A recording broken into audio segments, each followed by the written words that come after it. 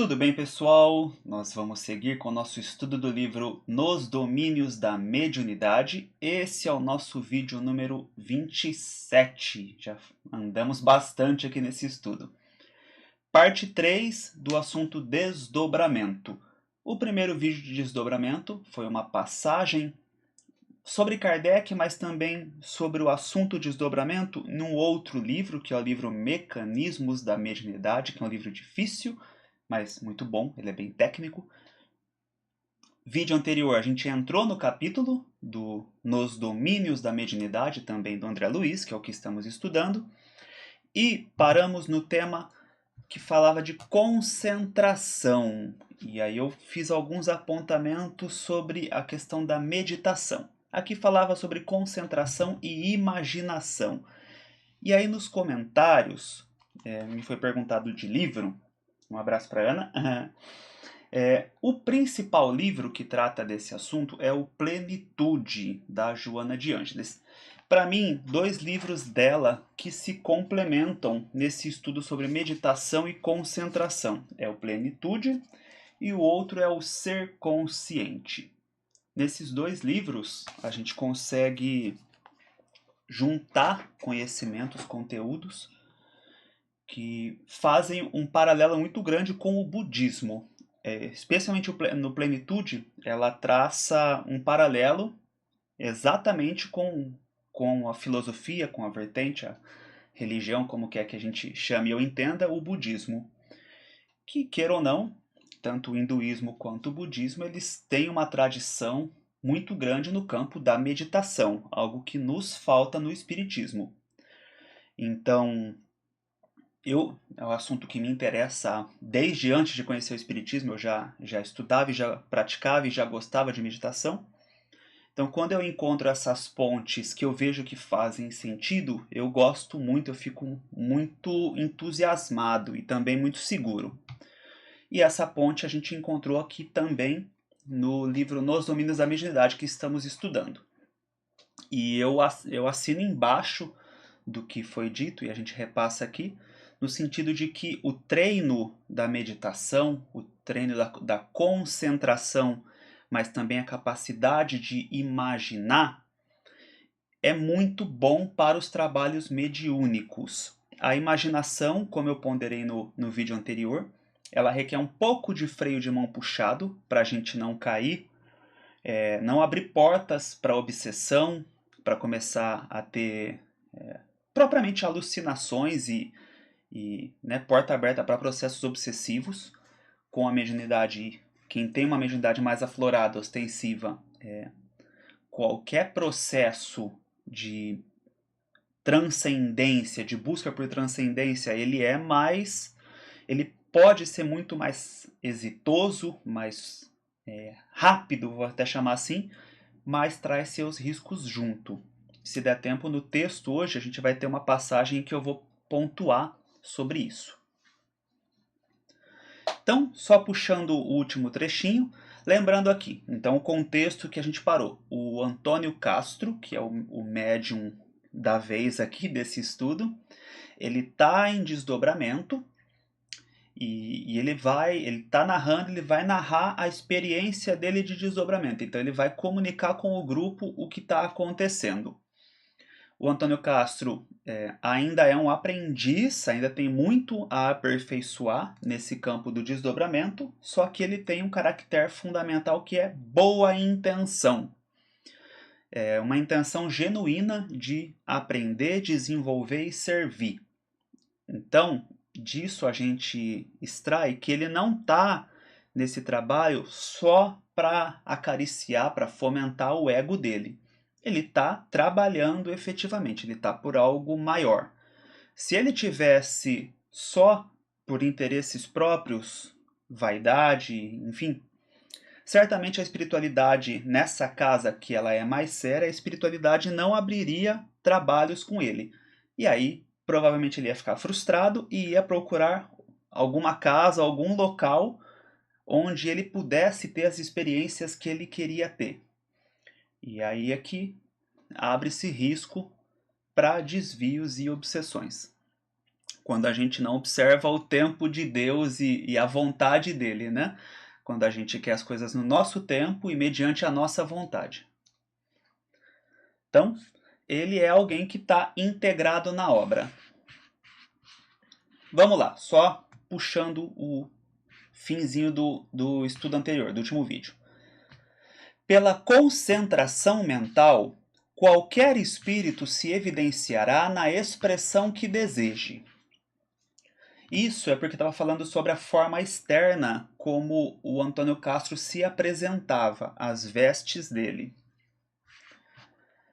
Então, se evidenciará na expressão que deseje. Todavia, empregando nossa imaginação criadora, podemos e devemos mobilizar os recursos ao nosso alcance, aprimorando concepções artísticas no campo de nossas relações uns com os outros. Procurar criar, oferecer sempre o melhor. Não que a gente tem que tomar sempre cuidado, né? Ainda vamos falar um pouquinho aqui, que essa coisa da imaginação, da criação, a arte, que é o tema que nós vamos entrar, a gente vê que ela é importante, ela é fundamental. Mas se ela não... O que eu penso, tá? Me parece que é a leitura que eu faço do texto.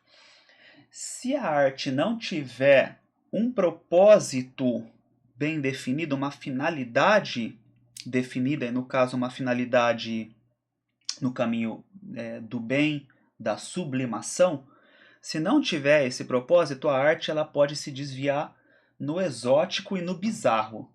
Então, é um problema que nós temos devido a desvios, né?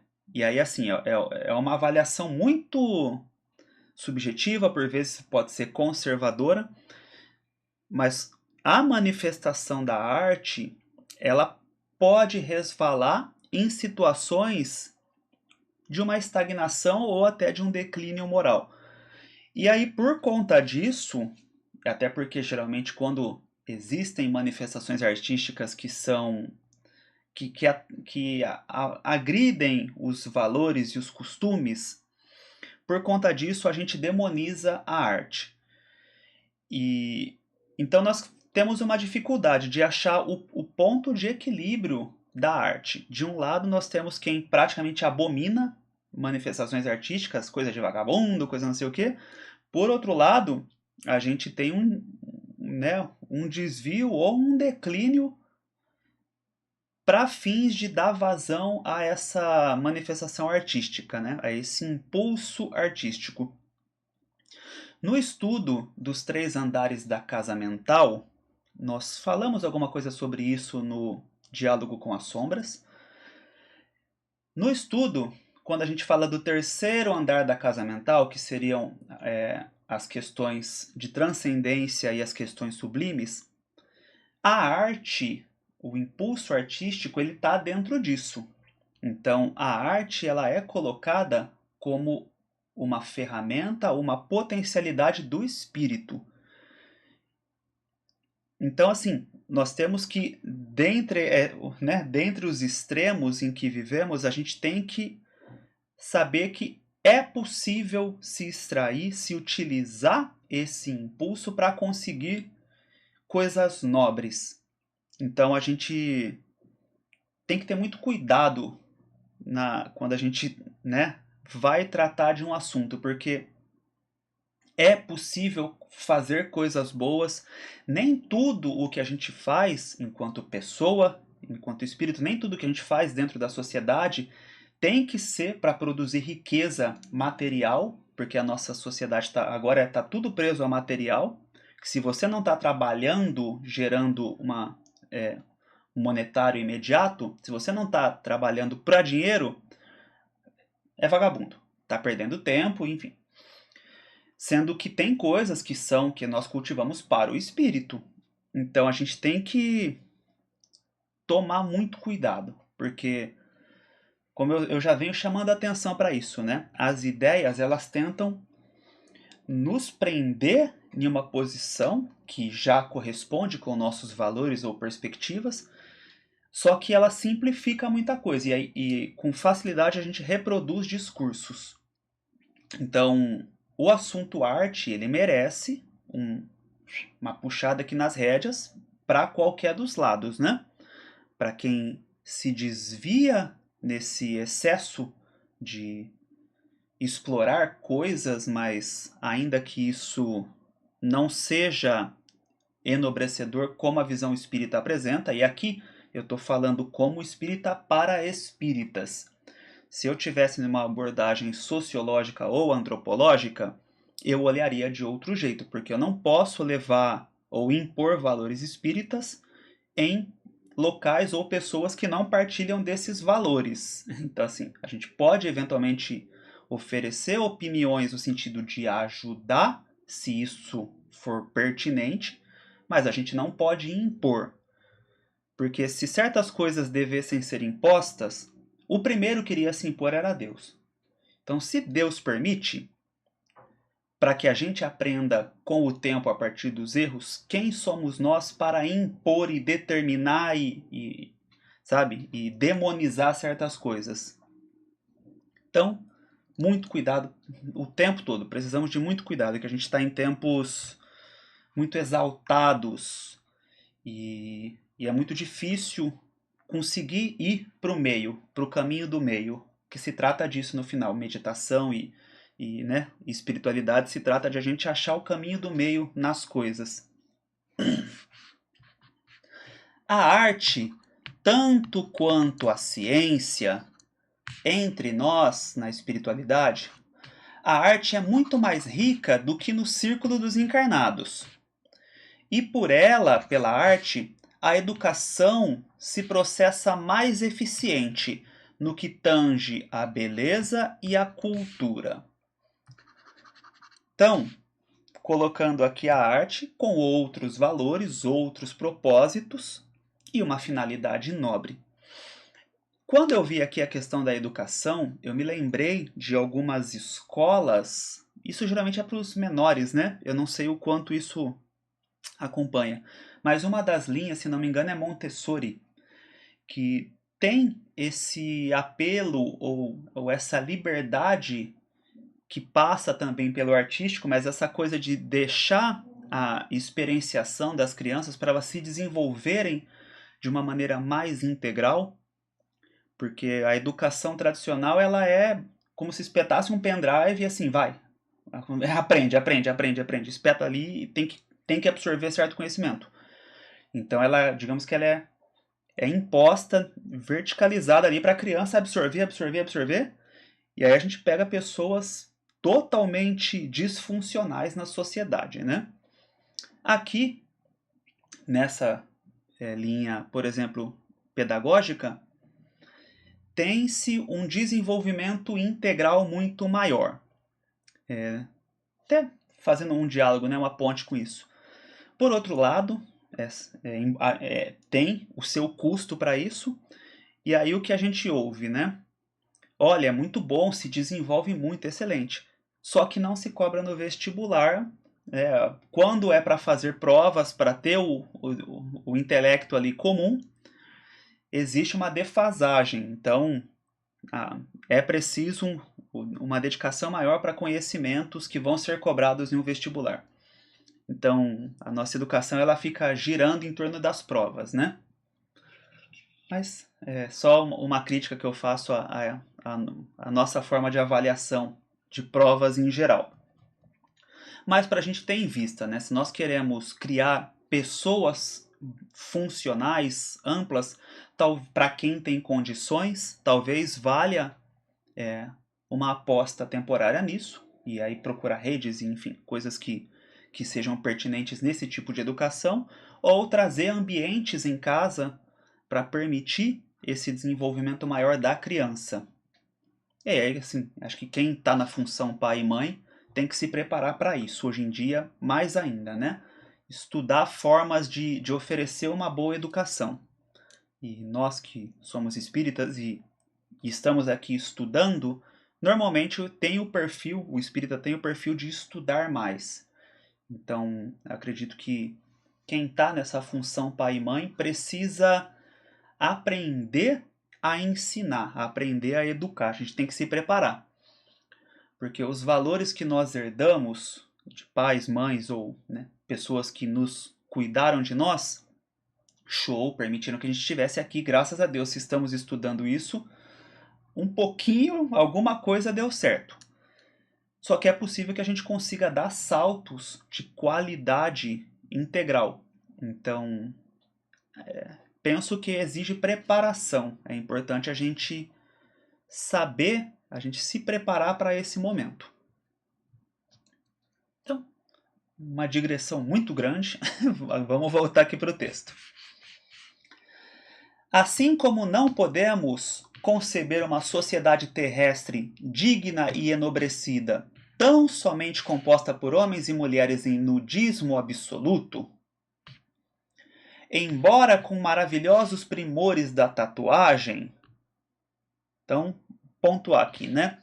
Existem alguns espiritualistas, até mais do que espíritas, que têm um preconceito, tem uma coisa com tatuagem, sabe, uma coisa quase horripilante, porque são bárbaros reencarnados e isso é um sinal de que está entrando em contato com a encarnação anterior e isso é um desvio. Então aqui, qual que é a visão do Aulus falando sobre o assunto? Maravilhosos primores de tatuagem. Então, calma lá, né? O Aulus ele sempre traz uma visão muito ponderada, muito respeitosa, que é a visão que eu tento trazer para mim e a visão que eu tento compartilhar. Mas ele faz essa pontuação aqui, que não podemos conceber uma sociedade digna e enobrecida em absoluto nudismo. Fiquei pensando sobre isso na leitura. Provavelmente é porque o nudismo ele remete a impulsos primitivos, né? A questão da sexualidade, uma função básica de todas as espécies. Então, a imagem chamando a atenção nos sentidos, provavelmente ela é um freio para o desenvolvimento de outras potencialidades.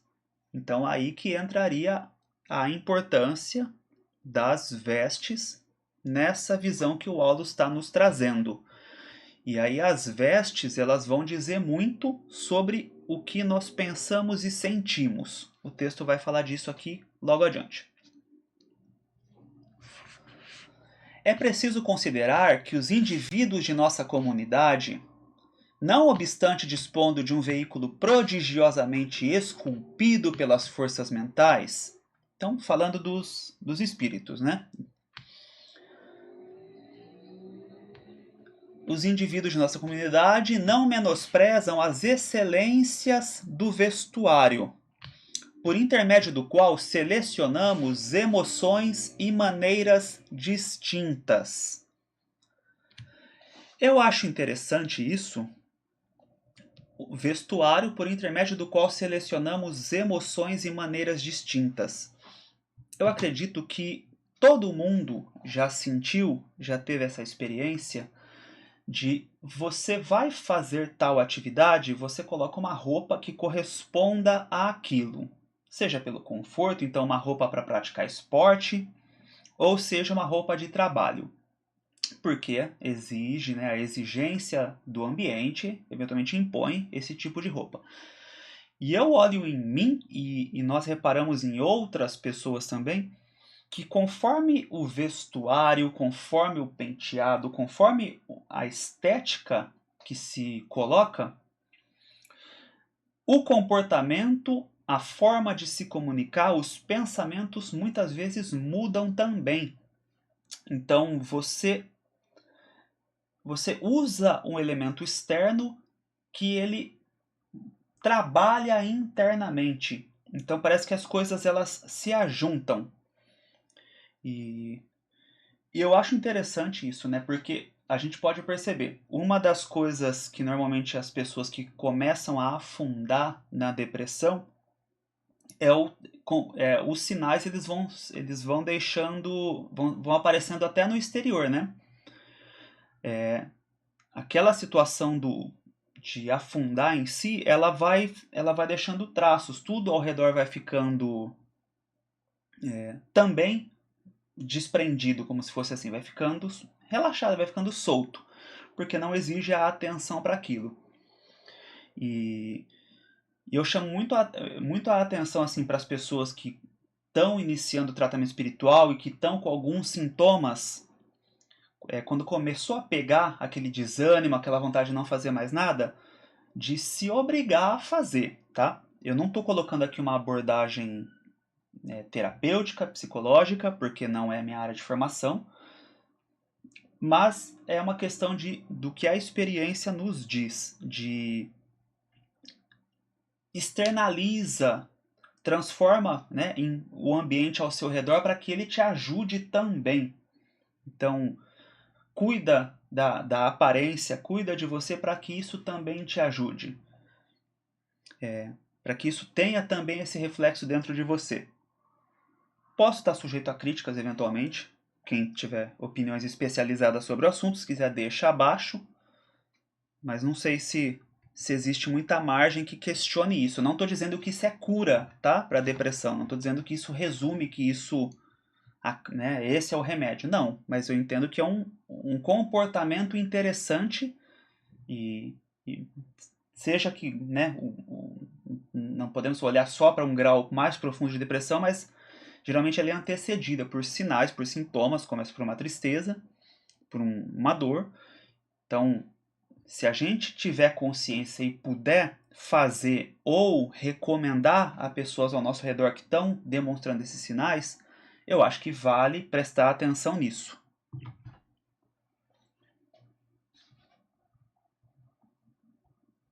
Selecionamos emoções e maneiras distintas por intermédio do vestuário. Não podemos esquecer que o progresso é trabalho educativo. Então, e a educação exige esforço, aplicação, reiteração, disciplina, né? Aulus silenciou. O médium, mais à vontade fora do corpo denso, então em desdobramento, recebia as instruções que Clementino lhe administrava de modo paternal. Gosto disso aqui, sempre a intenção. Instruções de modo paternal, não é um modo ofensivo, ditatorial, não é uma disciplina rígida, é sempre acolhedora, respeitosa e acolhedora.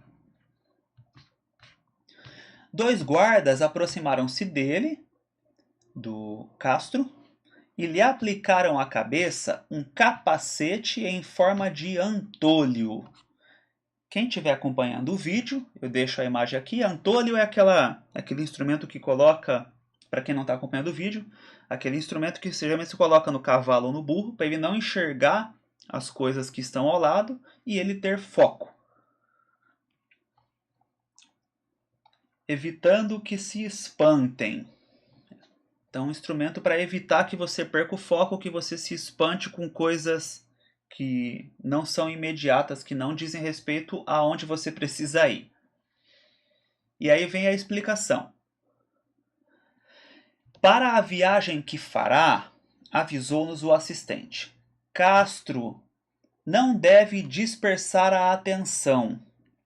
Incipiente ainda, iniciante nesse gênero de tarefa, precisa de instrumentação adequada para reduzir a própria capacidade de observação, de modo a interferir o menos possível na tarefa a executar. Isso aqui tem muita riqueza nesse trecho. Vamos lembrar, no vídeo anterior, a gente leu sobre a observação de Castro lá no capítulo 3, quando foi falar pela primeira vez sobre cada um dos médiuns. E lá falava que o Castro, fora do veículo denso, fora do corpo físico, que ele se comportava como uma criança.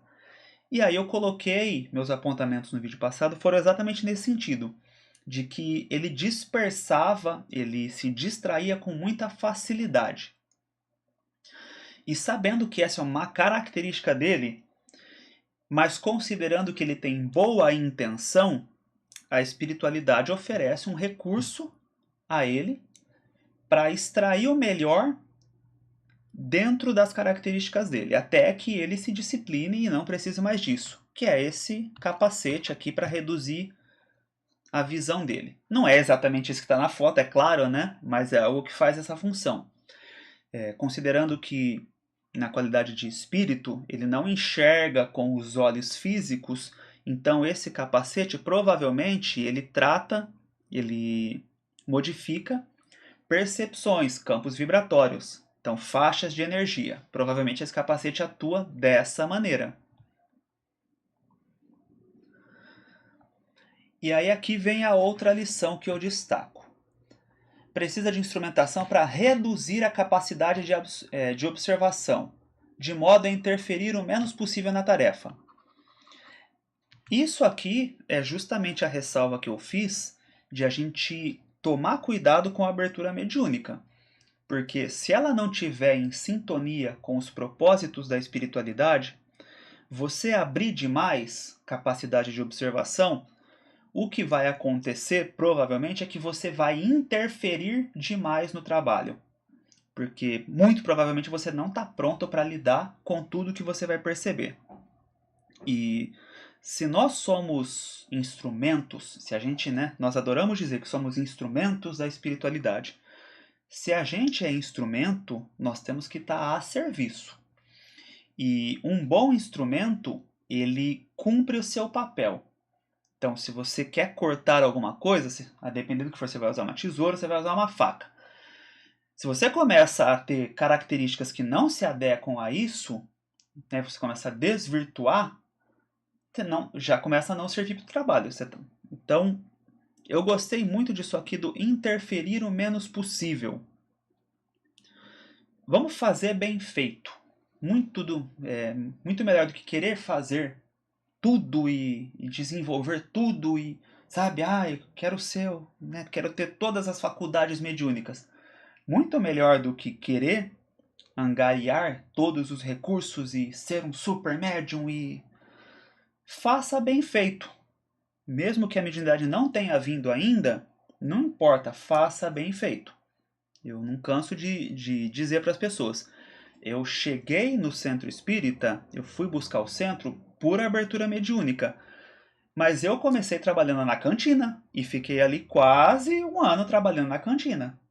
Então, eu me dediquei na cantina, porque para mim estar naquela casa era uma oportunidade. Era muito rico. E eu já gostava muito das pessoas, muitas das quais estão comigo até hoje. Então, começa do básico e faça o básico bem feito. Valorize o básico para que, a hora que você tiver a chance, você já tenha construído coisas dentro de você que você também vai valorizar a hora que as oportunidades chegarem.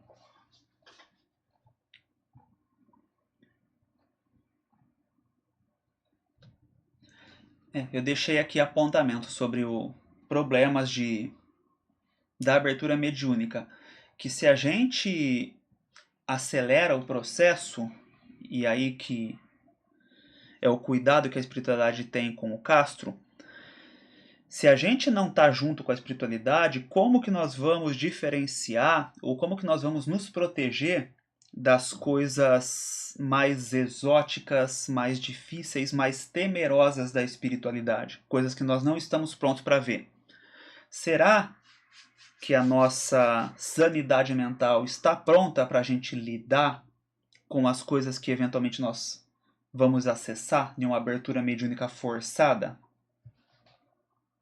A gente vai ver aqui situações que o Castro vai narrar de absoluto terror. Então, mesmo com a capacidade reduzida.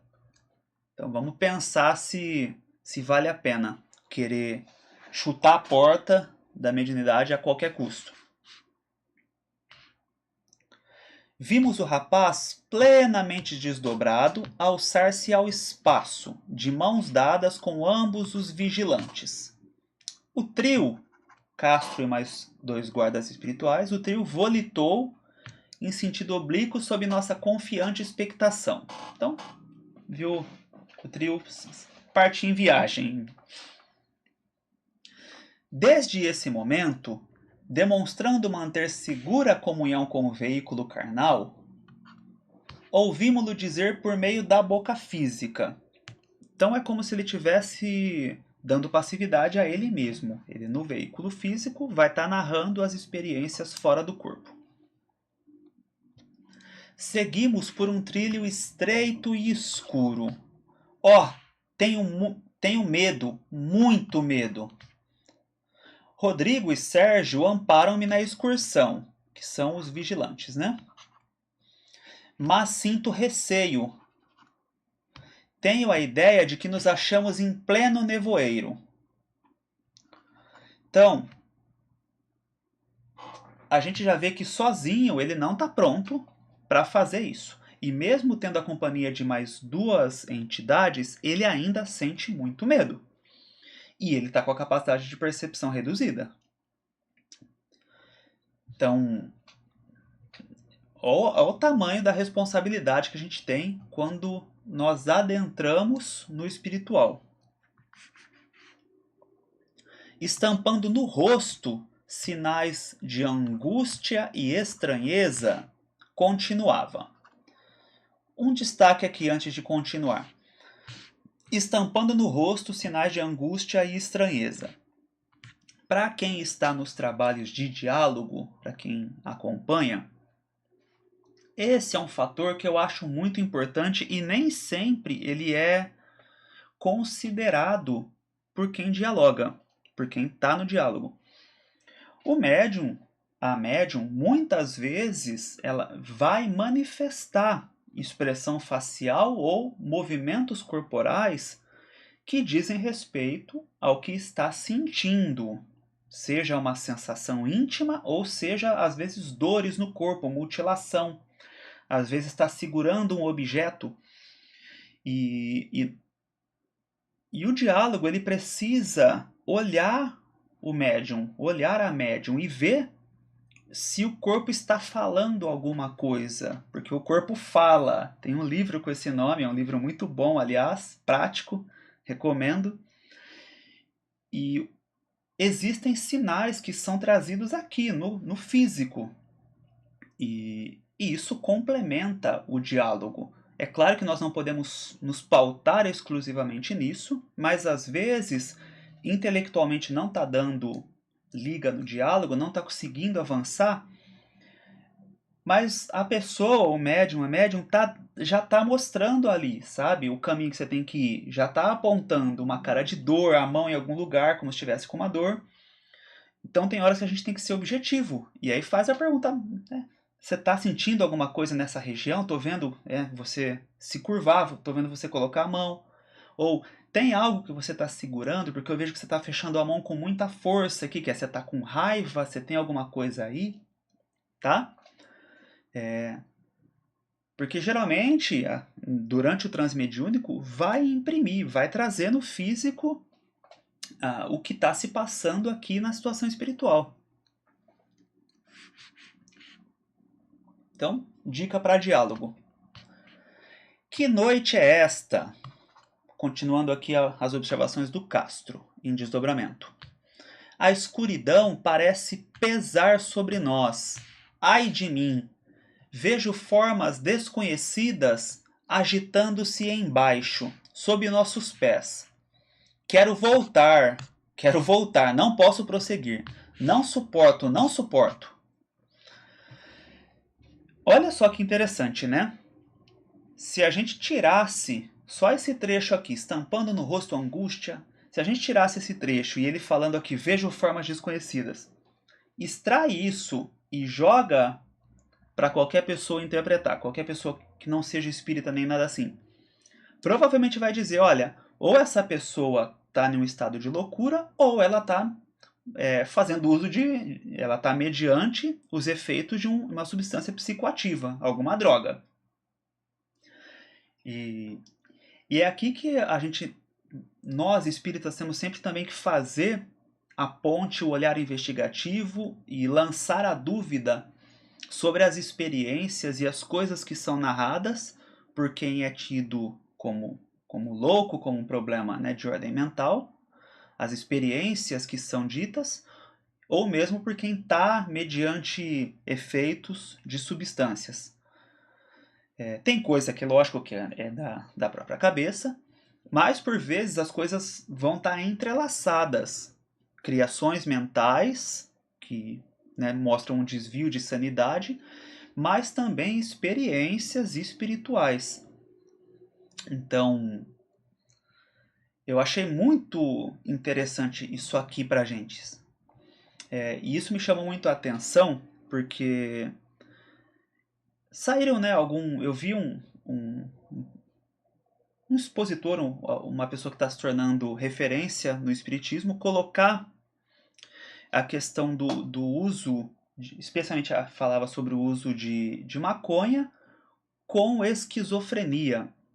Sim, sei, ok. Só que eu lancei a dúvida e eu fiquei com essa questão dentro de mim, me perguntando o quanto as experiências que são tidas por esquizofrenia na medicina tradicional, se algumas delas, ou quem sabe muitas dessas experiências de esquizofrenia, se elas não seriam também, ou em alguns casos exclusivamente, a abertura mediúnica. Só que eu fiz essa pergunta, mas eu fui mal interpretado, infelizmente, porque essa pergunta ela é reflexiva. Ela não é dizendo, viu, fuma maconha e tem as suas experiências mediúnicas. Pelo contrário, eu bato o pé aqui, eu chamo muita atenção o tempo todo para a gente não forçar a abertura mediúnica. Só que se nós temos a ciência como um dos pilares do espiritismo, nós temos que fazer perguntas. E isso, de alguma forma, mexeu comigo, sabe? Porque eu não fui bem interpretado, não me responderam e a coisa ficou. Então, ainda me questiono, porque eu sei que algumas correntes aí mais indígenas, alguma coisa nesse sentido, alguns fazem uso, nos trabalhos de pagelança, por exemplo, fazem uso de maconha.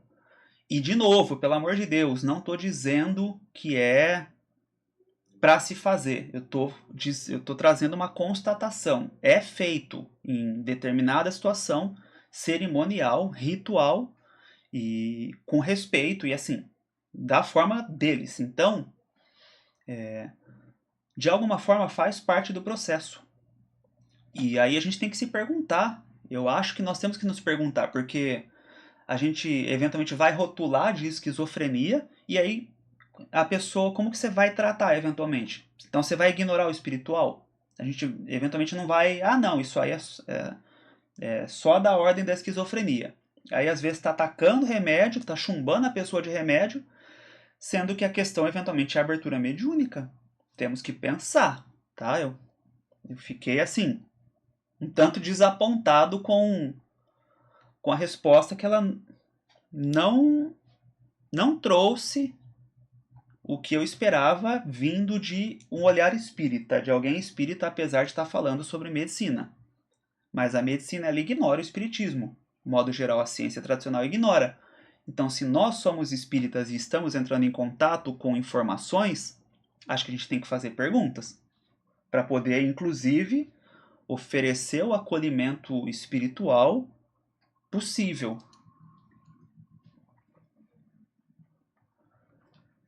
Vamos lá. Então, a entidade, o Castro aqui em desdobramento, né? Enquanto espírito ali, com muito medo e prestes a desistir. Aí, continuando. Mas Raul Silva, que é o geralmente é o dialogador principal, o dirigente no plano físico. Raul, sob a inspiração do mentor da casa, do Clementino, elevou o padrão vibratório do conjunto em uma prece fervorosa, em que rogava do alto forças multiplicadas para o irmão em serviço. Então, olha que interessante. O Castro aqui, né, com desespero, o que a gente percebe? Ele viu algumas coisas e ele baixou o padrão vibratório. Então ele estava prestes a desistir do trabalho. O Raul percebeu isso e fez uma oração. Com qual finalidade? Elevar o padrão vibratório, oferecer um conforto, uma segurança para o Castro, mas junto disso também perceber que as energias se modificam quando a gente entra em oração. Rogava do alto forças multiplicadas para o irmão em serviço. Então, junto de nós, na espiritualidade, Aulus informou: a oração do grupo, acompanhando-o Castro na excursão e transmitida a ele de imediato, porque ele está ativo nos sentidos físicos, ele fala, mas ele também ouve. Então, a oração do grupo constitui-lhe tônico espiritual abençoado. Assim, meus amigos, prosseguia Castro, qual se o corpo físico lhe fosse um aparelho radiofônico para comunicações à distância. Assim, meus amigos, a prece de vocês atua sobre mim como se fosse um chuveiro de luz. Agradeço-lhes o benefício, estou reconfortado, avançarei. Interpretando os fatos sob nossa observação, o assistente Aulus explicou: raros espíritos encarnados conseguem absoluto domínio de si próprios, em romagens de serviço edificante fora do carro de matéria densa. Então, fora do corpo físico, raros espíritos conseguem absoluto domínio de si próprios. Habituados à orientação pelo corpo físico, então nós estamos acostumados, ligados diretamente com as reações do corpo físico, ou tendo o corpo como um escudo, diante de qualquer surpresa menos agradável na esfera de fenômenos inabituais na espiritualidade, a maioria das pessoas procura instintivamente o retorno ao vaso carnal, à maneira do molusco que se refugia na própria concha, diante de qualquer impressão em desacordo com seus movimentos rotineiros. E é clássico isso, né? Em situações que a gente chama de pesadelo, mas que muitas vezes são vivências ruins fora do corpo. Quando, né, a coisa tá num estado grave, a gente acorda. A gente... Ai, que bom, era um pesadelo, né? Acho que essa é a forma mais fácil de retratar essa explicação do Aulus. Castro, porém, será treinado para a prestação de valioso concurso aos enfermos de qualquer posição. Então, a intenção da espiritualidade é treinar o Castro para ele se desenvolver. Mas, como eu disse, tudo tem que andar junto com os preceitos, com o que a espiritualidade vai oferecendo. Da parte do Castro, se ele treinar a concentração e a qualidade de fé dele, melhora. Porque ele teve medo e ele não fez uma oração. Quem fez oração foi o Raul, o dirigente do grupo. Mas o próprio Castro não lembrou. Falou, nossa, peraí, tô ficando ruim, deixa eu fazer uma prece. Ele não lembrou. E muitas vezes isso vai valer pra gente. Então, eu coloco que assim, fazer oração, nos acostumar à oração e ter a oração como um tônico ou mesmo como uma salvação para nós é fundamental. A gente se habituar com a oração. Porque na hora do aperto ele não lembrou de fazer. Então esse treino que fala que ele vai fazer, com certeza vai passar até o momento em que ele consiga ter essa autonomia de oração, de opa, começou a desestabilizar, deixa eu entrar em oração, deixa eu sintonizar, deixa eu me equilibrar e selecionar as impressões, as vibrações que eu quero perceber para poder seguir. Então, eu coloco assim realmente como treino.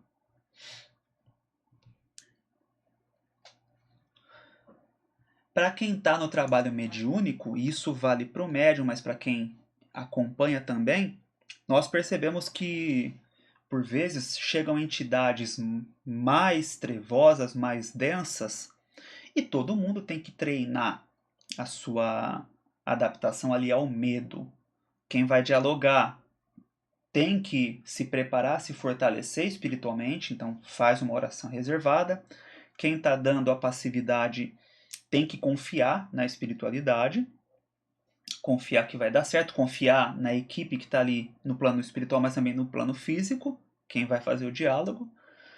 E eu já coloquei isso no estudo do diálogo com as sombras, que a espiritualidade, por vezes, ela vai permitindo que entidades mais difíceis, né, por padrão vibratório, por conhecimentos, né, questões culturais, às vezes que entidades cheguem para nos desafiar, para que nós possamos aprender, que não fique só na atividade corriqueira. Porque se ficar no mais do mesmo, a gente não aprende e também não oferecemos o serviço espiritual, o atendimento às entidades que mais necessitam nas regiões mais baixas, mais densas.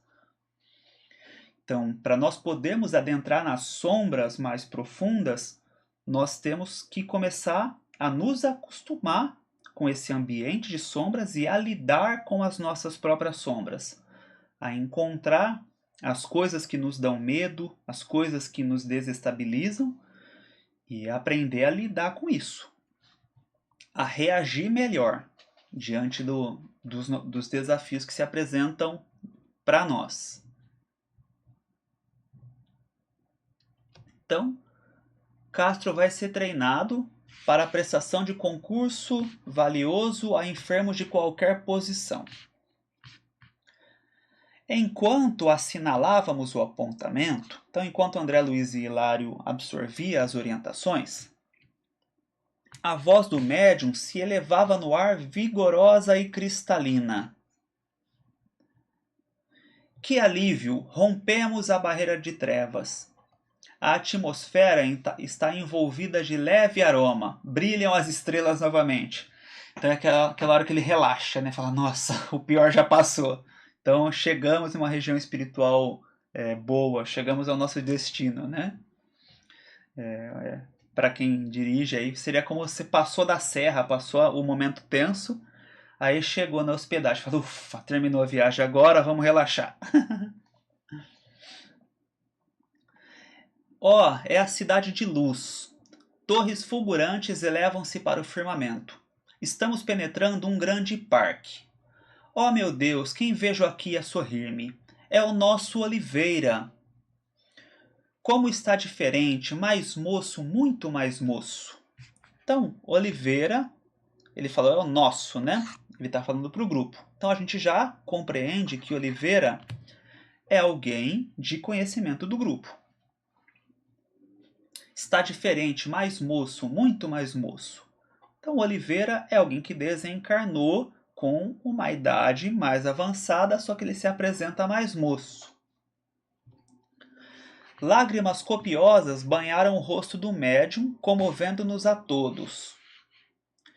No gesto de quem se entregava a um abraço carinhoso, de coração a coração, o medianeiro continuou.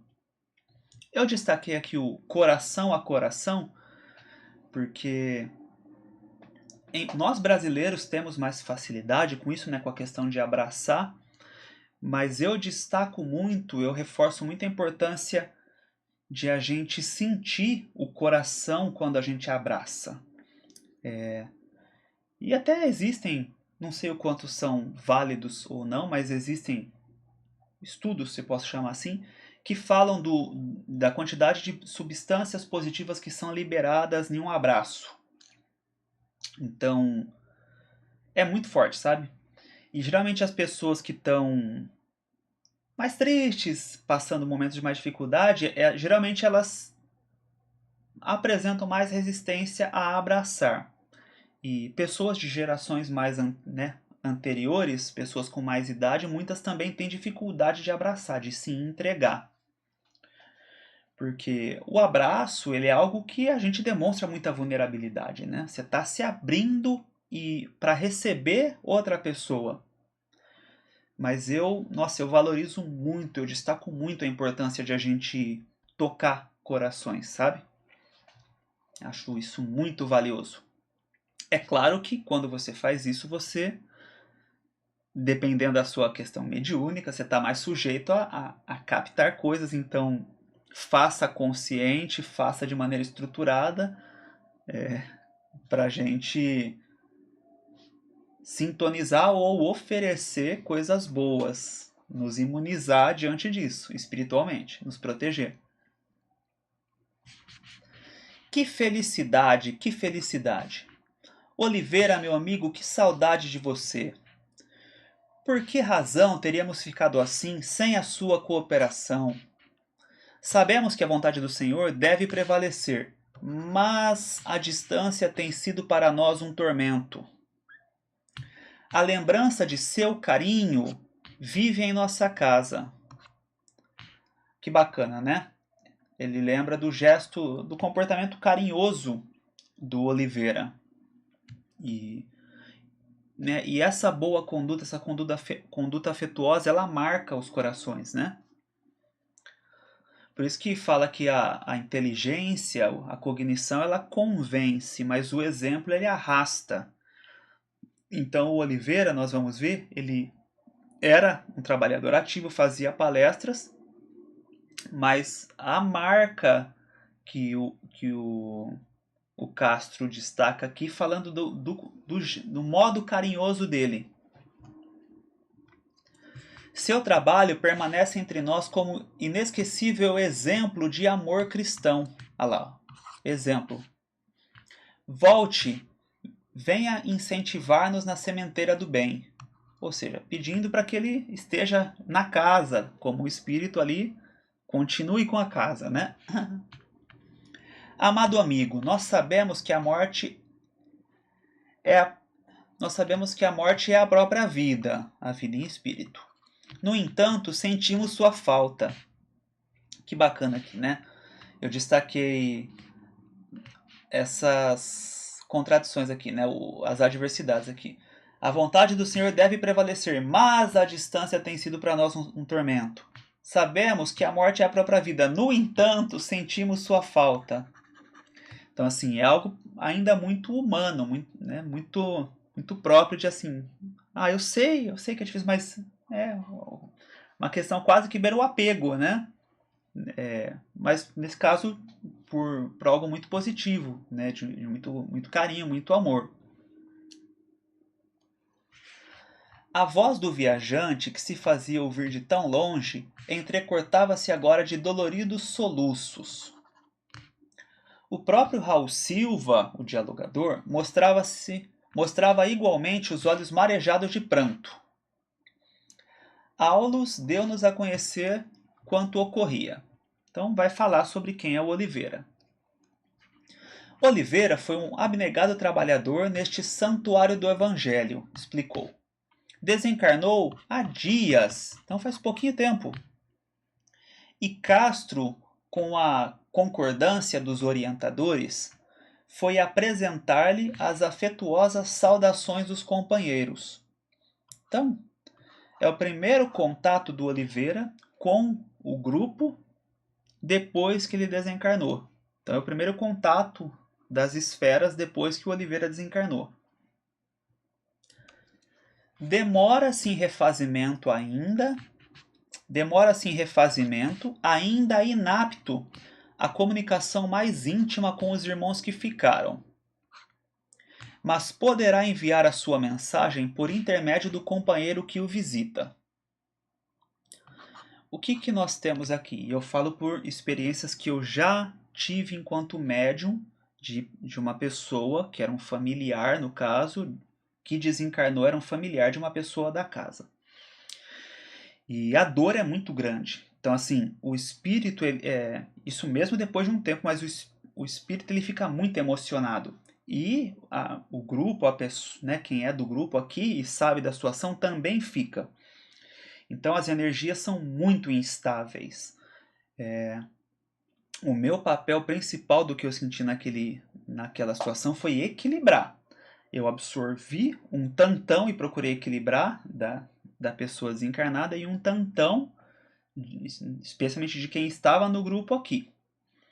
Equalizar essas energias para só permitir um primeiro contato, sabe, como se fosse para começar a descomprimir, para começar a aliviar a saudade e diminuir essa dor.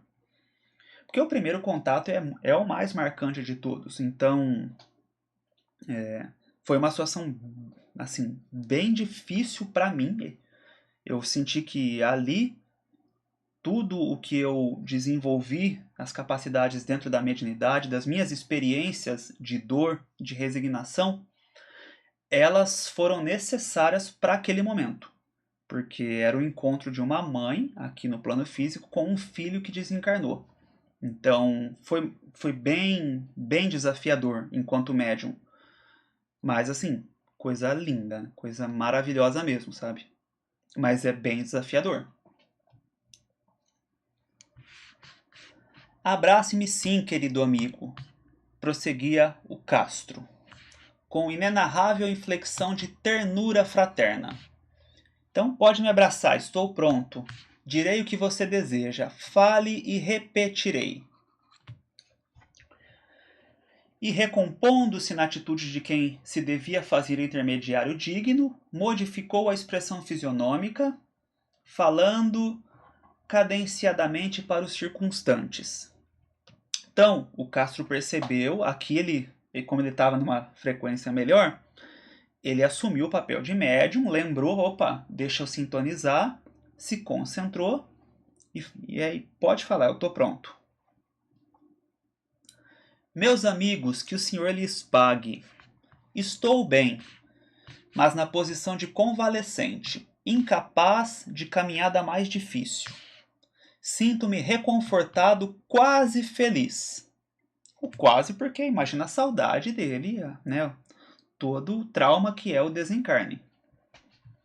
Indiscutivelmente, não mereço as dádivas recebidas, pois me vejo no grande lar, amparado por afeições inolvidáveis e sublimes. As preces do nosso grupo alcançam-me a cada noite, como projeção de flores e bênçãos. Então, a importância aqui da nossa oração, né? Como expressar-lhes gratidão se a palavra terrestre é sempre pobre para definir os grandes sentimentos da nossa vida? Que a gente já viu que ele é uma pessoa culta, que reflete e traz aqui quase uma visão de um poeta, né? Que o Pai os recompense. Aqui onde me encontro, vim reconhecer mais uma vez a minha desvalia. E agora concluo que todos os nossos sacrifícios pela causa do bem são bagatelas, ou esforços mínimos, coisas pequenas, comparados à generosidade da divina bondade. Meus amigos, a caridade é o grande caminho. Então, reforçando Kardec aqui, né? Trabalhemos, Jesus nos abençoe.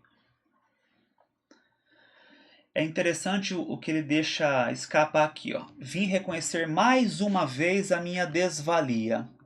Provavelmente ele já tomou consciência de alguma coisa que ele precisava corrigir e talvez não tenha conseguido 100%.